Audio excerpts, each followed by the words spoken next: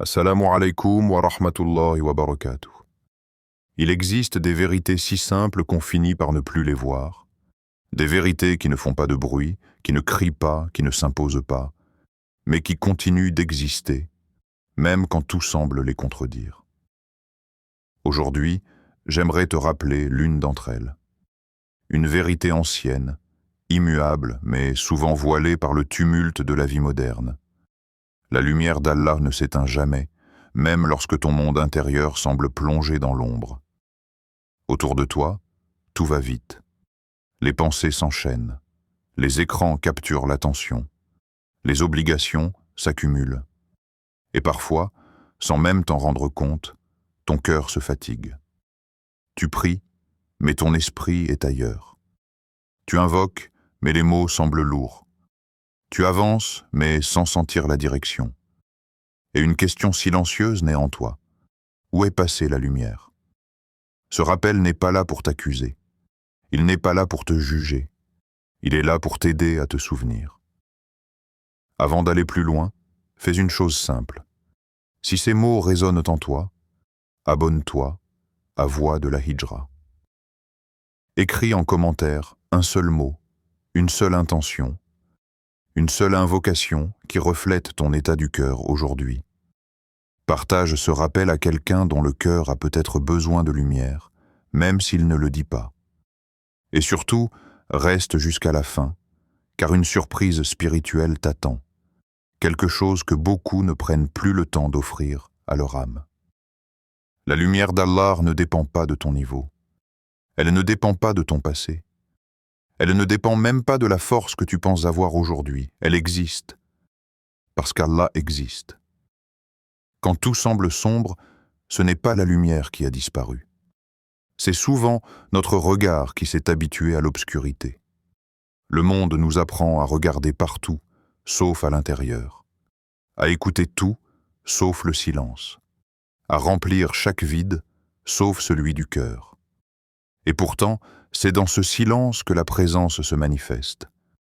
C'est dans ce vide que la foi respire. C'est dans la lenteur que la lumière devient perceptible. Tu n'as pas besoin d'être parfait pour t'en approcher. Tu n'as pas besoin d'avoir toutes les réponses. Tu n'as même pas besoin de te sentir fort. Parfois, le simple fait d'être encore là à écouter ce rappel est déjà une preuve que la lumière travaille en toi, même en profondeur, même à ton insu. La hijra dont nous parlons ici n'est pas une fuite. Ce n'est pas un rejet du monde. C'est un déplacement intérieur. Quitter le bruit pour la paix. Quitter la dispersion pour la présence. Quitter l'oubli pour Allah. Et cette hijra commence souvent par une prise de conscience discrète. Je ne vais pas bien, mais je veux me rapprocher. Ce désir, aussi fragile soit-il, n'est jamais ignoré. Il est vu. Il est accueilli, il est nourri. Allah n'éteint pas la lumière de ceux qui le cherchent, même maladroitement, même lentement, même après des chutes répétées. Ce rappel n'est pas un sommet. C'est un seuil. Un endroit où tu t'arrêtes un instant, où tu respires, où tu réalises que malgré le chaos extérieur, quelque chose en toi n'a jamais cessé d'espérer. Et peut-être que sans le savoir encore, tu es déjà en train de marcher. Quand le cœur se fatigue, il arrive un moment où la fatigue ne touche plus le corps, mais le cœur. Et cette fatigue-là est plus difficile à expliquer, plus difficile à reconnaître, parce qu'elle ne se voit pas. On continue à vivre, à parler, à prier, à sourire parfois, mais à l'intérieur quelque chose s'alourdit. La prière devient un mouvement plus qu'une rencontre. Les invocations sortent des lèvres sans toujours traverser la poitrine, et la foi, sans disparaître, semble vaciller comme une flamme exposée au vent. Cette fatigue ne vient pas toujours d'un grand péché, ni d'un événement brutal. Elle s'installe lentement, à force de distractions, de compromis, d'oublis répétés, à force de laisser le monde imposer son rythme au cœur. Alors on se surprend à penser que l'on s'est peut-être éloigné trop loin, que certaines erreurs ont tracé une distance irréversible, et cette pensée devient lourde, insistante, presque accusatrice. Le monde dans lequel nous vivons ne laisse que très peu d'espace au silence. Tout va vite, tout appelle, tout sollicite. Les écrans capturent l'attention dès le réveil, les désirs se présentent comme des promesses de bonheur immédiat. Les comparaisons s'invitent dans l'esprit sans demander la permission. On regarde la vie des autres défiler, on consomme des images, des paroles, des distractions, et sans même s'en rendre compte, le cœur se vide. Non pas parce qu'il manque quelque chose, mais parce qu'il est trop rempli de choses qui ne le nourrissent pas. Et dans ce vacarme intérieur, la relation avec Allah ne disparaît pas, mais elle devient étouffée, comme une voix lointaine, couverte par le bruit. C'est souvent là que naissent les questions les plus lourdes, celles que l'on n'ose pas toujours formuler à voix haute. Est-ce qu'Allah m'entend encore? Ou est-ce que mes paroles se perdent dans le vide?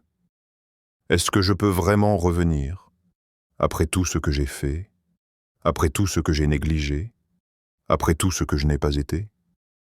Ces questions peuvent faire peur, parce qu'elles donnent l'impression que la foi est en train de s'effondrer, alors qu'en réalité, elles sont souvent le signe inverse. Un cœur mort ne se pose pas de questions. Un cœur coupé ne cherche pas à revenir. Le simple fait que ces interrogations existent est déjà une preuve que quelque chose vit encore à l'intérieur, que la relation n'est pas rompue, qu'un lien subsiste malgré la poussière accumulée. Ce trouble intérieur, aussi inconfortable soit-il, est parfois une miséricorde déguisée, un appel discret qui pousse le cœur à s'arrêter, à regarder sa propre fatigue, à reconnaître qu'il ne peut plus avancer uniquement porté par les automatismes. Allah permet parfois cette lassitude pour que le serviteur cesse de se reposer sur lui-même et recommence à se tourner sincèrement vers lui. Dans ces moments-là, beaucoup pensent qu'ils doivent d'abord se réparer, se purifier, redevenir forts avant d'oser revenir vers Allah. Comme si le retour était une récompense réservée à ceux qui ont déjà retrouvé l'équilibre. Mais cette idée est l'un des pièges les plus subtils. Allah n'est pas un Seigneur qui attend la perfection avant d'accueillir. Il est celui qui accueille pour conduire vers la guérison. Il ne repousse pas le cœur fatigué. Il ne ferme pas la porte à celui qui avance en traînant ses faiblesses. Il attend le retour, même discret, même hésitant, même maladroit. Un regard tourné vers lui, une invocation murmurée sans force, un soupir chargé de regret. Tout cela a une valeur immense parce que cela vient d'un cœur qui reconnaît son besoin. L'islam n'a jamais été une religion du désespoir, même si certains discours ont parfois donné cette impression. Il n'a jamais été bâti sur la culpabilité permanente, ni sur la peur paralysante. Il est une religion du retour, une voie qui ramène sans cesse le serviteur vers son Seigneur, peu importe le nombre de détours. La porte n'est pas seulement ouverte au moment où tout va bien, elle est entr'ouverte même au cœur de la nuit, quand le cœur est lourd, quand les regrets sont nombreux, quand la solitude intérieure devient pesante. Cette porte ne grince pas, ne reproche pas, ne demande pas d'explication préalable. Elle est là parce qu'Allah a voulu qu'elle soit là, comme une preuve constante que la miséricorde précède toujours la colère.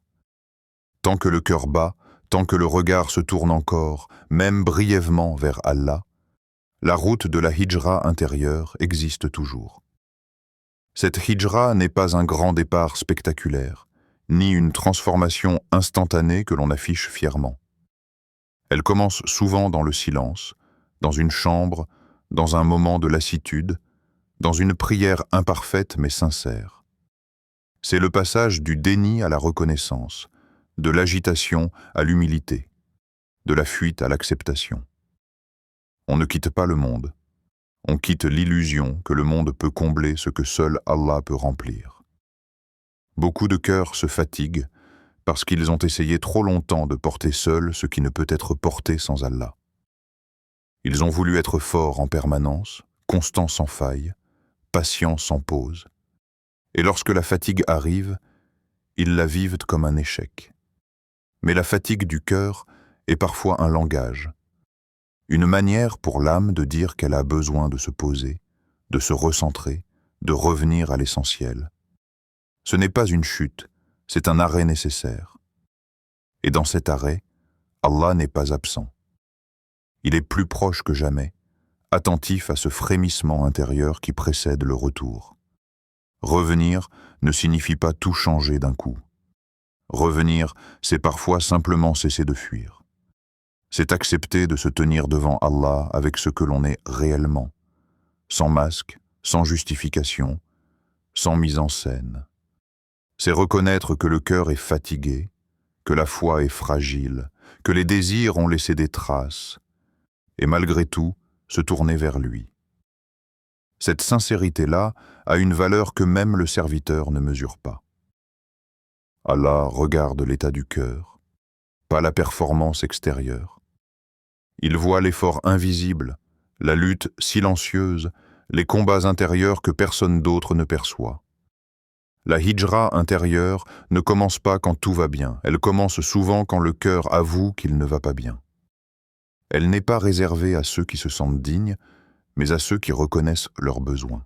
Et tant que cette reconnaissance existe, tant que le cœur se tourne vers Allah, même faiblement, même brièvement, la route reste ouverte, vivante, accessible, attendant simplement que le serviteur fasse un pas, puis un autre, à son rythme sans pression, sans désespoir. La vraie hijra aujourd'hui. La hijra dont nous parlons aujourd'hui n'est plus un déplacement visible, ni un voyage que l'on peut photographier ou raconter comme une réussite extérieure. Elle se déroule loin des regards, dans des espaces que personne ne peut mesurer, dans des décisions minuscules mais lourdes de sens, dans ces moments où le cœur hésite entre deux directions et choisit, parfois au prix d'un combat silencieux, celle qui le rapproche d'Allah. Quitter un lieu est parfois plus simple que quitter un état intérieur, car le corps obéit vite, tandis que le cœur résiste, s'attache, s'habitue. La vraie hijra commence précisément là, où l'habitude domine, là où l'insouciance s'est installée, là où la foi n'est plus un élan mais un décor. Elle n'exige pas de changer toute sa vie en un jour, mais de commencer à déplacer son attention, ses priorités, ses intentions, un pas après l'autre, avec lucidité et sincérité. Quitter l'insouciance pour la conscience, c'est accepter de regarder sa vie avec honnêteté, sans dramatisation, mais sans illusion. C'est reconnaître que certaines habitudes, même anodines en apparence, ont progressivement éloigné le cœur du rappel, que certaines fréquentations, certaines paroles, certaines routines ont rendu la foi mécanique. Cette prise de conscience peut être inconfortable, parce qu'elle brise une forme de tranquillité artificielle, mais elle est nécessaire. La conscience n'accuse pas, elle éclaire. Elle permet de voir où l'on se trouve réellement, non pas pour se condamner, mais pour savoir dans quelle direction avancer. Sans cette lucidité, la hijra reste un mot, une idée, un idéal lointain. Avec elle, elle devient un mouvement réel, ancré dans le quotidien. Quitter l'habitude pour la sincérité est souvent l'étape la plus délicate, car l'habitude donne l'illusion de la stabilité. On prie parce qu'on a toujours prié, on invoque parce que c'est inscrit dans la routine, on parle d'Allah parce que le langage est familier, mais le cœur, lui, peut être ailleurs. La sincérité demande de ralentir, de redonner du poids à chaque geste, de réapprendre à se tenir devant Allah comme lors des premiers pas, quand la foi était fragile mais vivante. Cela signifie parfois faire moins, mais avec plus de présence, plus de vérité intérieure. Une prière faite avec un cœur attentif vaut plus que de nombreuses prières vidées de leur souffle. La hijra du cœur ne cherche pas l'accumulation, elle cherche l'alignement. Quitter la distraction pour le rappel est un combat permanent dans un monde qui vit de la dispersion. Tout est conçu pour détourner l'attention, pour fragmenter le temps, pour empêcher le cœur de se poser. Le rappel, dans ce contexte, devient un acte de résistance. Résister à l'envie de remplir chaque silence, résister à la fuite constante vers le divertissement, résister à la facilité de l'oubli. Choisir le rappel ne signifie pas se retirer du monde, mais refuser de lui donner une place qu'il ne mérite pas. C'est ramener Allah au centre, non pas seulement dans les moments rituels, mais dans les décisions, les réactions, les pensées. Chaque fois que tu choisis la prière plutôt que l'oubli, chaque fois que tu t'arrêtes pour invoquer plutôt que de t'abandonner à la distraction, tu fais hijra, même si ce geste semble insignifiant aux yeux des autres. Cette hijra est souvent lente, parce qu'elle touche à ce que l'être humain a de plus ancré, ses habitudes, ses désirs, ses réflexes. Elle n'est pas spectaculaire, elle ne produit pas toujours de changements visibles immédiatement, et c'est précisément pour cela qu'elle est sincère.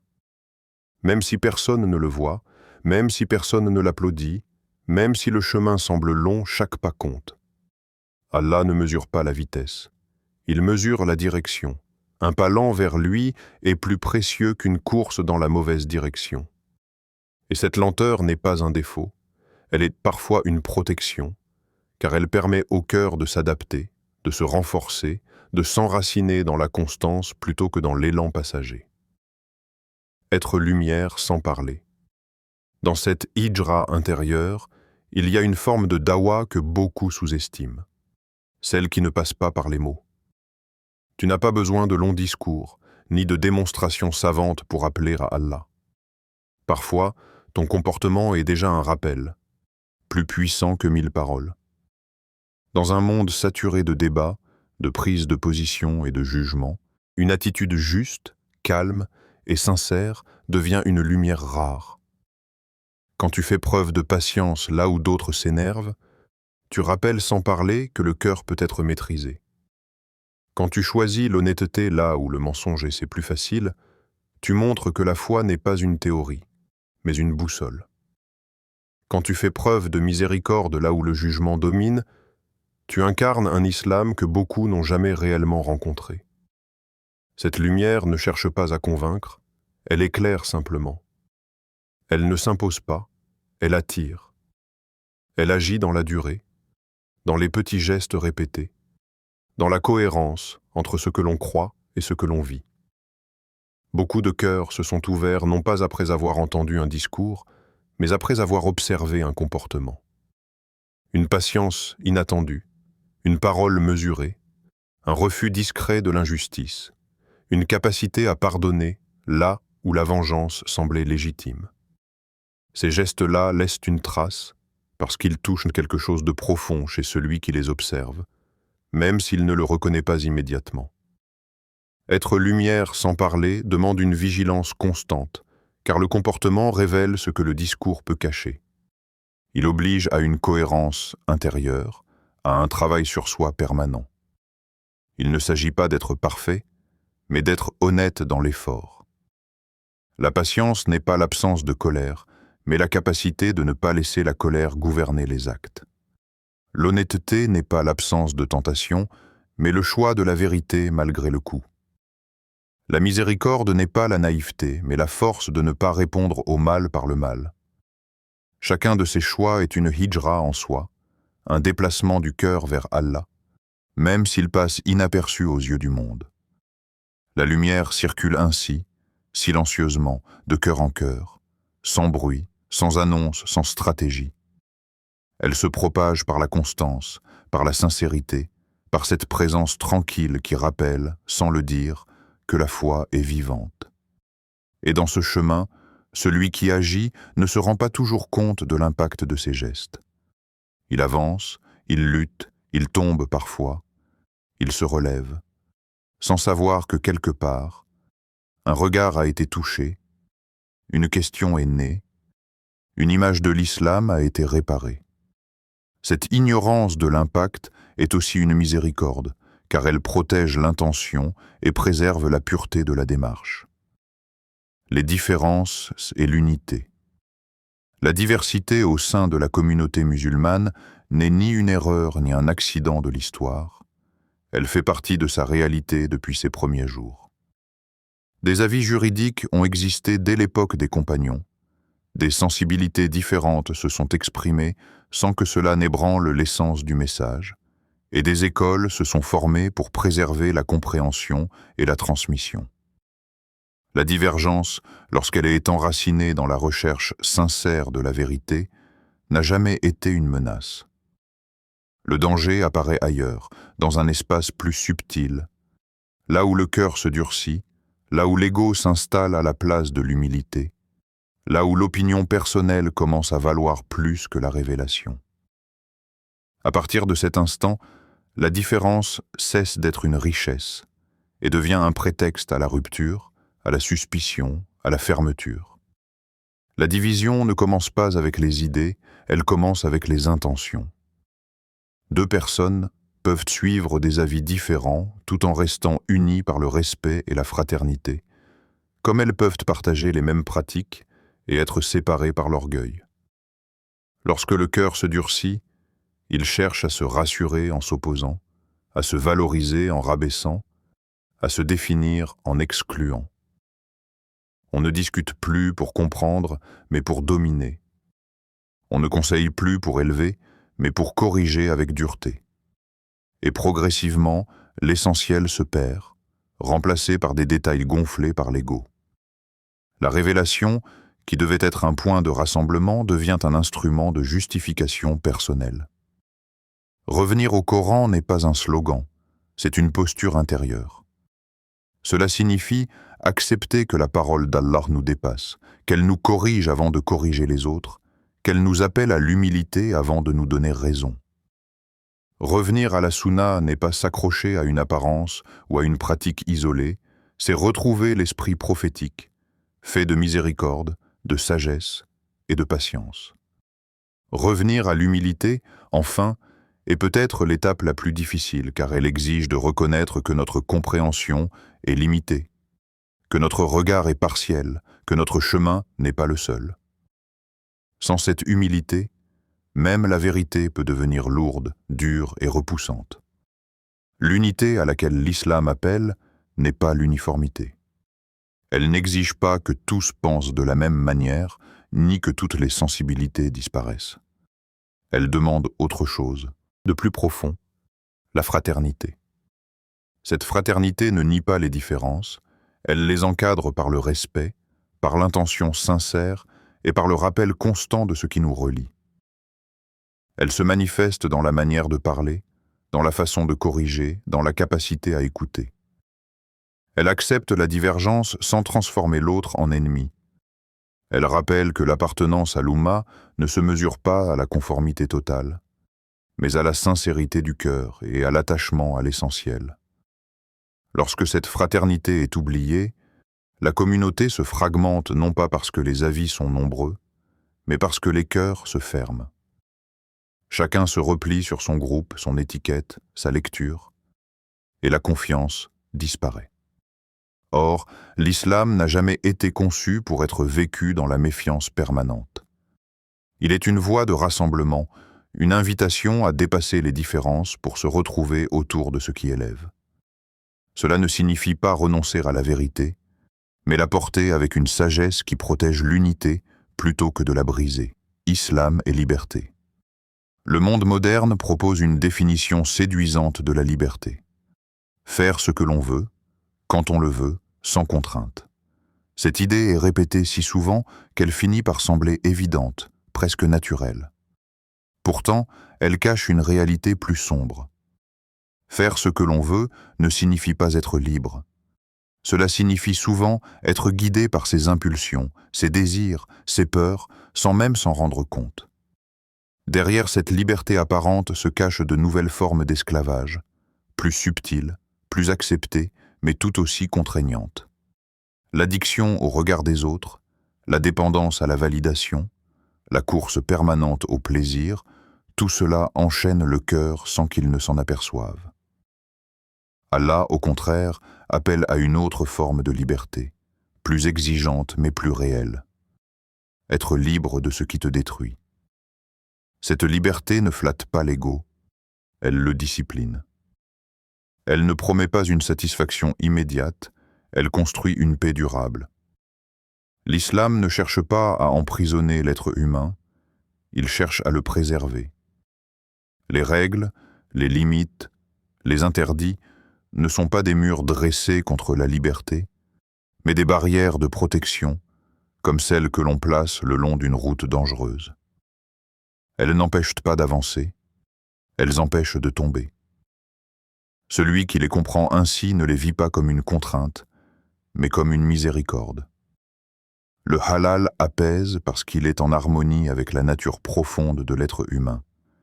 Il nourrit sans corrompre, il satisfait sans détruire, il laisse derrière lui une tranquillité intérieure.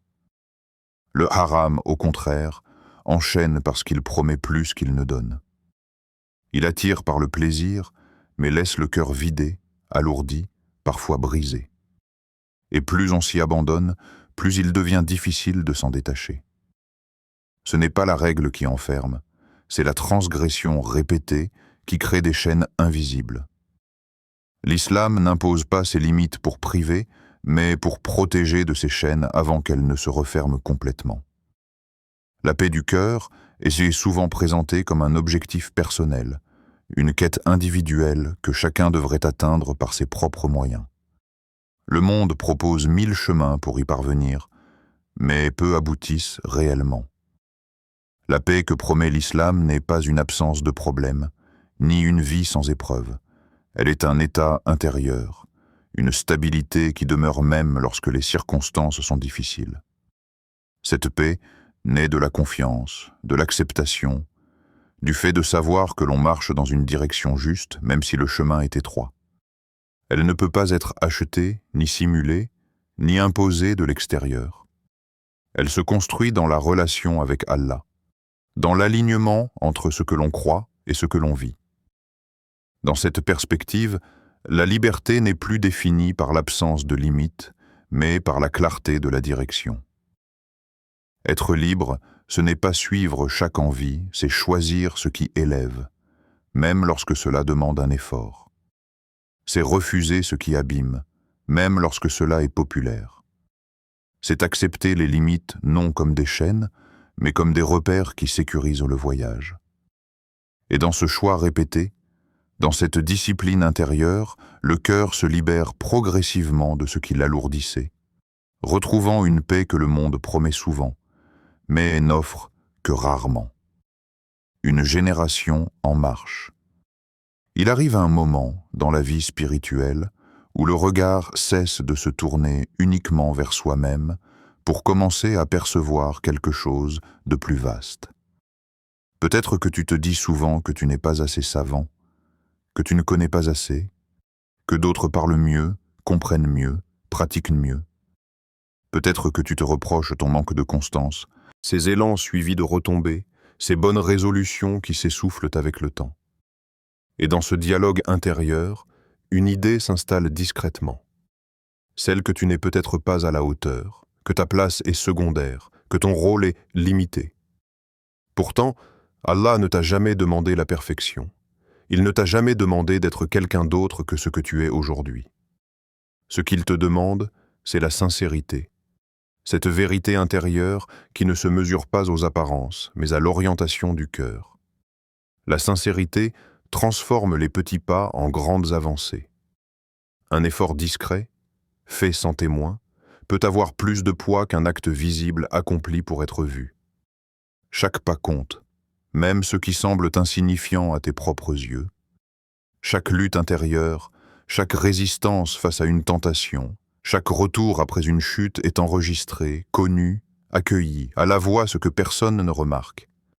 La fatigue du cœur qui continue malgré tout, la larme retenue, l'invocation murmurée dans un moment de solitude. Rien de cela ne se perd. Rien n'est ignoré. Cette conscience change la manière d'avancer. On ne marche plus pour prouver, mais pour se rapprocher. Tu es une pierre dans l'édifice de cette Oumma. Peut-être une pierre discrète, sans forme spectaculaire, sans inscription visible, mais indispensable. Un édifice ne tient pas seulement par ses piliers apparents, mais par l'ensemble de ses fondations, par ses éléments silencieux qui supportent le poids sans jamais être mis en avant. Chaque croyant sincère, même inconnu, même imparfait, participe à la solidité de l'ensemble. L'idée que seuls les savants, les orateurs ou les figures visibles comptent est une illusion dangereuse. L'islam s'est toujours transmis aussi par des cœurs simples, par des comportements droits, par des présences apaisantes, par des générations entières qui ont vécu la foi sans bruit, mais avec profondeur. Une génération en marche n'est pas une génération parfaite. C'est une génération consciente, qui avance malgré ses faiblesses, qui accepte de ne pas tout maîtriser mais refuse de rester immobile. Elle comprend que la foi n'est pas un état figé, mais un chemin. Certains jours sont lumineux, d'autres sont lourds, mais la direction reste la même. Cette génération ne se définit pas par ce qu'elle montre, mais par ce qu'elle cherche. Elle sait que l'essentiel ne se joue pas dans la comparaison, mais dans la fidélité au chemin, pas à pas, cœur après cœur. Dans ce mouvement, chacun porte une responsabilité à sa mesure. Non pas la responsabilité écrasante de changer le monde seul, mais celle, plus humble et plus réelle, de ne pas éteindre la lumière qui lui a été confiée. Une parole juste, un silence maîtrisé, une patience renouvelée, une intention purifiée, tout cela façonne l'avenir plus sûrement que de grands slogans. La hijra intérieure, lorsqu'elle est vécue par une génération entière, transforme lentement mais profondément la réalité. Elle ne fait pas de bruit, mais elle laisse des traces durables. Invocation. Allah, toi qui connais les détours du cœur mieux que nous-mêmes, toi qui vois les luttes invisibles et les espoirs silencieux, guide-nous lorsque nous hésitons, relève-nous lorsque nous tombons, et ramène-nous à toi avec douceur lorsque nous nous égarons. Purifie nos intentions lorsque l'ego s'invite dans nos efforts, apaise nos cœurs lorsque la fatigue nous gagne, et accorde-nous la sincérité qui donne du poids aux actes les plus simples. Fais de nous des voyageurs authentiques sur le chemin de la hijra intérieure, capables de quitter ce qui nous éloigne pour embrasser ce qui nous rapproche. Ne nous laisse pas nous perdre dans le bruit du monde ni nous disperser dans l'oubli, mais attire-nous vers ta lumière, encore et encore, jusqu'à ce qu'elle devienne notre repère le plus sûr. Amin. Si ce rappel a touché ton cœur, alors ce voyage ne s'arrête pas ici. La hijra intérieure ne se vit pas en un seul instant. Elle se construit dans la durée, dans la répétition des rappels, dans la fréquentation de ce qui élève l'âme. Abonne-toi à Voix de la Hijra comme on choisit un chemin, non par habitude, mais par intention. Marchons ensemble, sans précipitation, sans pression, un pas après l'autre, vers Allah.